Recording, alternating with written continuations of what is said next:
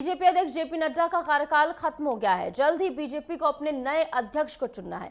इस समय सियासी गलियारों में बीजेपी के नए अध्यक्ष के नाम पर तमाम अटकलें चल रही हैं। कई नाम चर्चाओं में हैं और ऐसे में संभावित नामों पर कई तरह से आकलन किया जा रहा है। अभी कहा नहीं जा सकता कि आखिर बीजेपी के शीर्ष नेतृत्व ने कोई नाम तय किया है या नहीं, या इस पर गहरा मंथन अभी चल रहा है। लेकिन जल्द ही बीजेपी ने अध्यक्ष के नाम का ऐलान वो कर देगी, ये कहा जा रहा है। हमारी रिपोर्ट देखिए।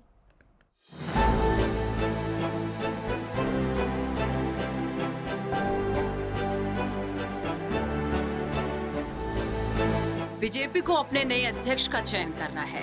बीजेपी के अध्यक्ष जेपी नड्डा का कार्यकाल पूरा हो गया है। जल्द ही पार्टी अपने नए अध्यक्ष का चयन करेगी, लेकिन इससे पहले नए अध्यक्ष के लिए संभावित नामों पर कई तरह की अटकलें लग रही हैं। बीजेपी के बड़े दिग्गज नेता कई पैमाने पर आंके जा रहे हैं। बीजेपी अपने फैसलों को गोपनीय रखती है और एकाएक चौंकाती भी है। फिर भी सियासी गलियारों में कुछ नाम सुर्खियों में है। नए अध्यक्ष के सामने सकारात्मक पक्ष ये होगा कि बीजेपी को हरियाणा के विधानसभा चुनाव में जीत हासिल हुई है। वहीं नए अध्यक्ष की पहली चुनौती कुछ राज्यों के आने वाले विधानसभा चुनाव में पार्टी को जीत हासिल कराना है। इस समय बीजेपी अध्यक्ष के लिए जिन नेताओं का नाम आगे चल रहा है कि उनमें केंद्रीय कृषि मंत्री शिवराज सिंह चौहान, संजय भाई जोशी, देवेंद्र फडणवीस, विनोद तावड़े, राजनाथ सिंह, नितिन गडकरी और वसुंधरा राजे आदि का नाम इस वक्त आगे चल रहा है। बीजेपी किसी नए नाम पर भी चौंका सकती है। केंद्रीय कृषि मंत्री शिवराज सिंह चौहान भी इस रेस में शामिल हैं। बीजेपी ने जब मध्य प्रदेश विधानसभा के चुनाव में शानदार सफलता हासिल की तो उनका बहुत बड़ा श्रेय शिवराज सिंह चौहान के नेतृत्व में जनता से उनका संवाद और उनके जरिए चलाई गई योजनाओं को दिया गया। लेकिन बीजेपी शीर्ष नेतृत्व ने उनकी जगह मोहन यादव को नेतृत्व सौंपा तो माना गया कि शिवराज सिंह चौहान को संगठन में लाया जाएगा। लेकिन पीएम मोदी ने तीसरी बार पीएम बनने पर अपने कैबिनेट में उन्हें कृषि मंत्रालय की अहम जिम्मेदारी दे दी। यही माना गया कि पीएम मोदी देश को दुनिया की तीसरी अर्थव्यवस्था बनाने के संकल्प में उद्योग के साथ साथ कृषि पर खास फोकस कर रहे हैं।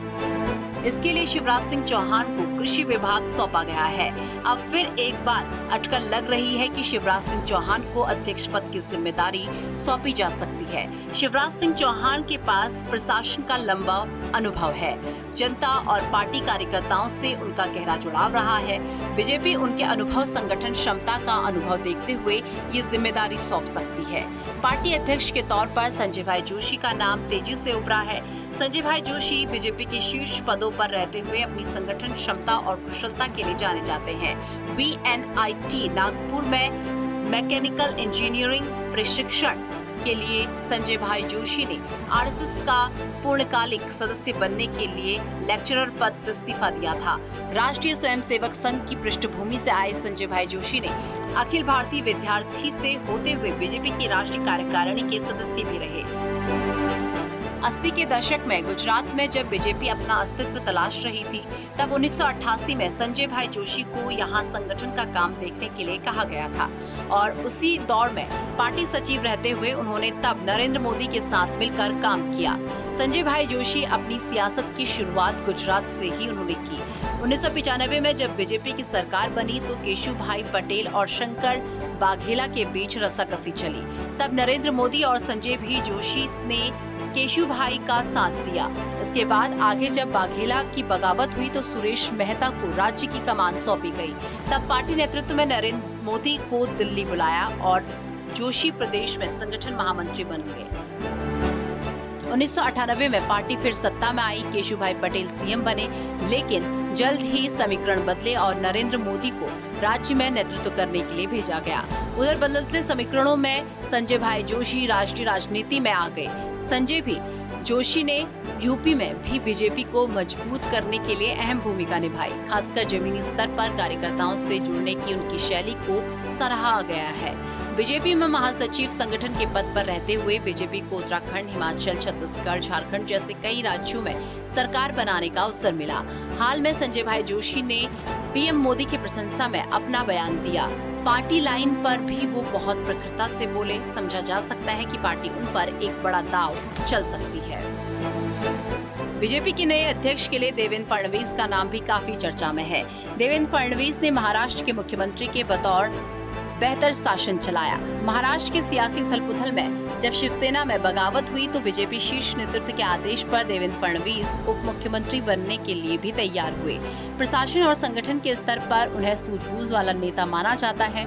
देवेंद्र फडणवीस युवा नेता हैं। अध्यक्ष पद पर उनकी संभावनाओं में कोई बात आड़े आती है तो यही कि उन्हें महाराष्ट्र की सियासत में उनकी पार्टी को जरूरत है और खासकर तब जबकि पार्टी को राज्य में चुनावी समर में जाना है। महाराष्ट्र के ही विनोद तावड़े संगठन के कामकाज पर बखूबी पकड़ रखते हैं। बिहार में एनडीए को पटरी पर लाने में उनकी खास भूमिका रही है। सीएम नीतीश कुमार को एनडीए से जोड़ने में वो बीच की एक अहम कड़ी बने हैं। यही नहीं, दूसरी पार्टियों के कई नेताओं को उन्होंने बीजेपी से जोड़ा है। राजनीति में विनोद तावड़े ने कई उतार चढ़ाव देखे हैं। विनोद तावड़े ने अखिल भारतीय विद्यार्थी परिषद के गलियारों से निकलते हुए बीजेपी के राष्ट्रीय महासचिव पद तक का सफर तय किया है।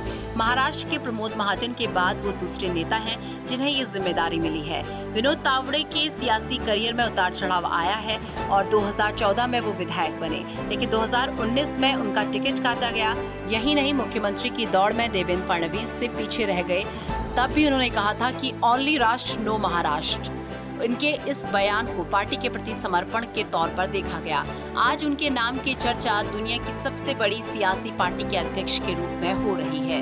उनकी काबिलियत इस मायने में देखी गई है कि बिहार के प्रभारी के तौर पर जेडीयू और सीएम नीतीश कुमार को एनडीए से जोड़ने में उन्होंने अपनी महत्वपूर्ण भूमिका निभाई और इसी तरह उन्होंने विपक्ष के कई नेताओं को बीजेपी से जोड़ा। महासचिव विनोद तावड़े जमीनी स्तर पर कार्यकर्ताओं से संवाद रखते हैं, संगठन पर पकड़ रखते हैं और बीजेपी उन पर दांव खेल सकती है। बीजेपी अध्यक्ष पद को लेकर ये भी अटकल लग रही है कि केंद्रीय रक्षा मंत्री राजनाथ सिंह तीसरी बार अध्यक्ष बनाए जा सकते हैं। राजनाथ सिंह ने सियासत में जो भी जिम्मेदारियां उन्हें मिली उनका बखूबी निर्वहन किया है। यूपी के सीएम, केंद्र में गृह मंत्री और फिर रक्षा मंत्री के तौर पर अपनी जिम्मेदारियों का निर्वहन किया है और यूपी के सीएम रहते हुए उन्होंने नकल रोक पर सख्ती की।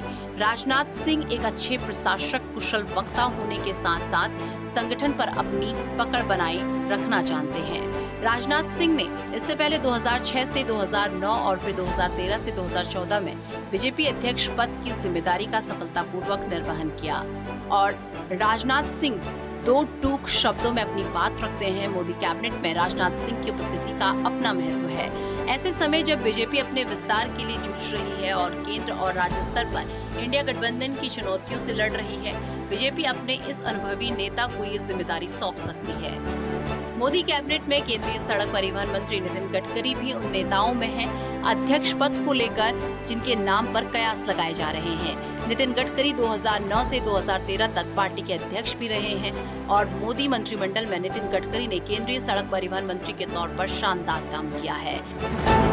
आज देश में जो राष्ट्रीय मार्गों के रूप में सड़कों का जाल बिछा है, उसका श्रेय नितिन गडकरी के प्रशासनिक अनुभव और दक्षता को दिया जा सकता है। महाराष्ट्र के इस कद्दावर नेता को पार्टी एक बार फिर संगठन का नेतृत्व सौंप सकती है। बीजेपी की बिसात और दूसरे मानदंडों पर भी वो खरे उतरे हैं। उनके नाम पर महाराष्ट्र की सियासत भी किसी हद तक सत्ती है। सियासत में हल्के हल्के राजस्थान की पूर्व मुख्यमंत्री वसुंधरा राजे के नाम पर भी चर्चा हो रही है।